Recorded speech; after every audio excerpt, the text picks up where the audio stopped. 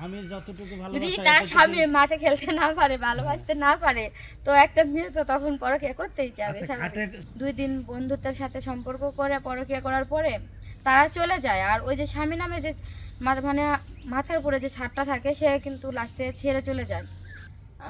আমি আমার খুব সুন্দর ভালো মনের একটা মানুষ চাই। আসলে সে যেন খুব অনেকটাই ভালো হয়, যাতে একটা মানুষের দায়িত্ব নিতে পারে, বউকে ভালোবাসতে পারে, এরকম একটা আমি। একটা মানুষের বলতে কি আপনার নাকি অন্য কারো? না না না, বিয়ে যখন আমাকে করবে তাহলে তো আমারই। আর সবার ভালোবাসা আর ধর ফ্যামিলির ভালোবাসা, যা যার ভালোবাসা তার তার কাছে। তো বাবা মার ভালোবাসা থাকে বাবা মার কাছে, বইয়ের ভালোবাসা তো বইয়ের কাছে, বইয়ের ভালোবাসা তো আর আরেকজনের কাছে যায় না, তাই না? তো এরকম আমি একটা ভালো মনের মানুষ চাচ্ছি, যাতে সে মানুষটা আমাকে এতটা ভালোবাসতে পারবে যে মানে বলার বাহিরে, এরকম কোনো একটা যদি ভালো মানে মনের মানুষ 40 হয়। থেকে 50 মিনিট দিনে 4 বার গোসল করার ক্ষমতা থাকতে হবে এরকম? আসলে 40-45 মিনিট আমি যাই না, তবে আমি এটা মনে করি সে যেন একটা ওয়াইফকে কতটুকু খুশি রাখতে পারে, এরকম ভালো একটা মনের মানুষ আমি চাই। মাইয়া মানুষ আর বান্দরের ভিতর পার্থক্য নাই, এরা যতই ভালোবাসা যায় তত ঘাড়ের উপর উঠে বসে। না না, সবাই একরকম না। আচ্ছা, আপনি যে তার ভিন্ন, আপনার ভিতরে এক্সট্রা কি আছে? এসটা কি বলতে কি, যে আমি যাকে ভালোবাসবো, যাকে বিয়ে করব, আমি চাইবো আমি যেন সে যদি আমাকে এতটা ভালোবাসে, এতটা সুখে রাখে, তাহলে তাহলে আমি চিন্তা করব না অন্য কারো কাছে যাওয়ার জন্য, বা তাকে ছেড়ে দিয়ে অন্য জায়গায় বিয়ে বসার জন্য, বাবা তাকে রাইখে পরকীয়া করার জন্য, এরকমটা তো আর চাবো না। কারণ স্বামী যদি ভালোবাসে, সুখে রাখে, নিজের লাইফটা এনজয়ের মতো কাটাই দিতে পারে, তাহলে আরেকজনের কাছে যাওয়ার কোনো প্রশ্নই আসে তো না। তাহলে আপনারা পরকীয়া করেন কেন? পুরুষ মানুষের তো শতকরা 80% মহিলা মানুষ পরকীয়া করে। আসলে পরকীয়া যারা করে তাদের হয়তো আমি জানি মানে না। এক তরকারি ভালো লাগে না এরকম? না না না, সে এরকম না। যেমন ধরেন একটা ছেলে তার ওয়াইফ রাইখা যখন আরেকটা মেয়ের কাছে যায়।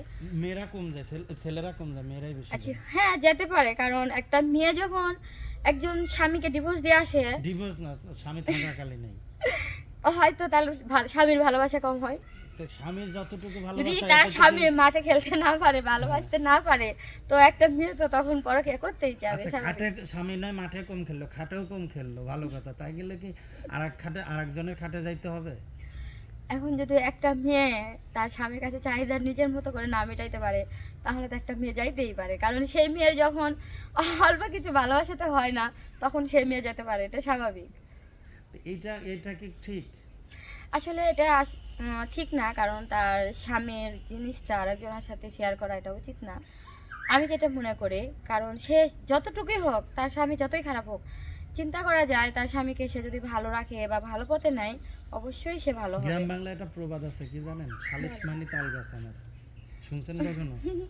হ্যাঁ, না, মানে যে যাই হোক আমার ওই জিনিসটাই আমার হতে হবে, মানে এরকম সালিশ মানে তাল গাছ আমার।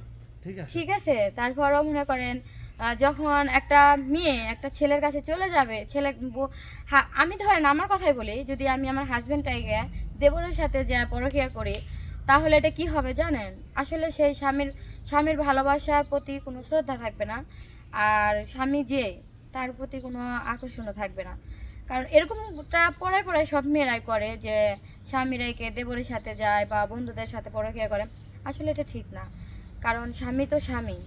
2 দিন বন্ধুত্বের সাথে সম্পর্ক করে পরকীয়া করার পরে তারা চলে যায়, আর ওই যে স্বামী নামে যে মানে মাথার উপরে যে ছাদটা থাকে সে কিন্তু লাস্টে ছেড়ে চলে যায়। তখন কি হয় বুঝতে পারে কখন, যখন শেষ পর্যায়ে কেউ কাছে না থাকে।